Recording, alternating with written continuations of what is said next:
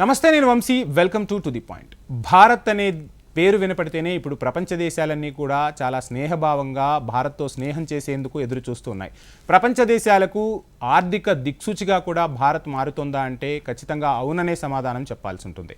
Corona తర్వాత ప్రపంచంలో ఉన్న అన్ని దేశాలు ఆర్థిక పరంగా నానా అవస్థలు పడుతుంటే భారత్ మాత్రం వృద్ధి రేటుతో ముందుకు దూసుకువెళ్తుంది. ఒకవైపు ఆసియాలో భారత రూపీ టాప్గా నిలిచింది. మరోవైపు చూసుకుంటే ఇక డాలర్కు కూడా మన రూపీ గట్టి పోటీని ఇస్తుంది. భారత్లో ఇప్పుడు ఎన్నో ఉత్పత్తులు జరుగుతున్నాయి. విదేశాలకు భారత్ ఎగుమతి చేసే స్థాయికి ఎదిగింది. ఆయుధాలను కూడా భారత్ ఎగుమతి చేసే స్థాయికి ఎదిగింది. అయితే హెలికాప్టర్లు భారత్లో ఎలా ఉపయోగిస్తారు అనేది మనందరికీ తెలిసిందే. కానీ హెలికాప్టర్ల తయారీలో మాత్రం భారత్ వెనకబడిపోయిందా అంటే అవుననే సమాధానమే వినిపిస్తుంది. ఇక దీన్ని కూడా అధిగమించేందుకు భారత సర్కార్ అయితే ఇప్పుడు చర్యలు తీసుకుంది.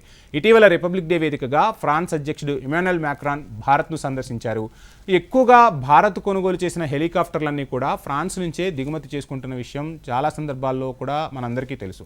దీనికి సంబంధించి మోడీ మేక్ ఇన్ ఇండియా ఉద్యమాన్ని ఉవ్వెత్తున తీసుకువెళ్తున్నారు. మేక్ ఇన్ ఇండియాలో భాగంగానే ఫ్రాన్స్తో ఒక ఒప్పందం కుదిరినట్టు తెలుస్తుంది.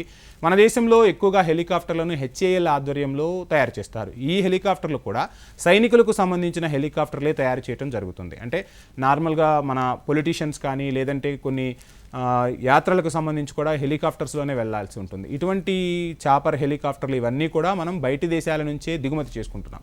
సో ఆ హెలికాప్టర్ల ఆవశ్యకతను గుర్తించిన సర్కార్ ఇక్కడే మన హెలికాప్టర్లు తయారు చేయాలనే ఉద్దేశంతో ఫ్రాన్స్లోని ఒక సంస్థతో మన దేశంలో ఉన్నటువంటి టాటా అంటేనే అది ఒక రకంగా చెప్పాలంటే ప్రైవేట్ సంస్థ అయినా భారత సంస్థగా చెప్తుంటారు. అది మనందరి సంస్థగా కూడా మనం భావిస్తూ ఉంటాం. నమ్మకానికి ఒక సరైన నిర్వచనం ఏదైనా ఉంది అంటే అది టాటా గ్రూప్ అని చెప్తారు. సో అటువంటి టాటా గ్రూప్తో ఫ్రాన్స్లోని హెలికాప్టర్ల సంస్థ ఒక కీలక ఒప్పందాన్ని కుదుర్చుకుంది, ఎయిర్ బస్ అనే సంస్థ. ఇక ఆ ఎయిర్ బస్ అదేవిధంగా టాటా ఇద్దరూ కలిసి కూడా భారత్లో పెద్ద ఎత్తున పెట్టుబడులు పెట్టి హెలికాప్టర్లను తయారు చేసేందుకు ప్రధానంగా దృష్టి సారించాయి. సో ఈ నేపథ్యంలోనే మోక్రాన్ మోడీ మధ్య పెద్ద ఎత్తున చర్చ జరిగినట్టు తెలుస్తుంది. హెలికాప్టర్ల తయారీకి కూడా వీరిద్దరూ ఆమోద ముద్ర వేశారు. ఎయిర్ బస్ అదేవిధంగా భారత్కు ప్రసిద్ధి చెందిన టాటా సంస్థ ఇక హెలికాప్టర్ల తయారీపై ప్రధానంగా దృష్టి సారించి హెలికాప్టర్లను తయారు చేస్తున్నాయి. ఈ నేపథ్యంలోనే మనం ఒక C-295 అనే హెలికాప్టర్ గురించి చెప్పుకోవాలి.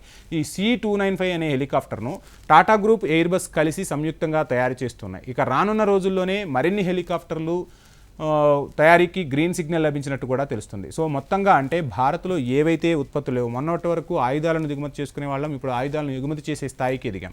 అదేవిధంగా ప్రపంచమంతా కరోనాతో బాధపడుతుంటే కరోనా వ్యాక్సిన్ను భారత్ ప్రపంచ దేశాలకు ఎగుమతి చేసే స్థాయికి ఎదిగింది. ఇలా అన్ని రంగాలలోనూ భారత్ పెట్టుబడులు పెడుతూ ఉంది. భారత్లో ప్రతి వస్తువు కూడా తయారు చేసేందుకు ప్రభుత్వం అయితే కృషి చేస్తూ ఉంది. రానున్న రోజుల్లో హెలికాప్టర్ల తయారీకి కూడా ఒక హబ్గా భారత్ మారుతుందనడంలో ఎటువంటి సందేహమూ లేదు. ఇది ఇవాల్టి to the point. Please subscribe HM TV.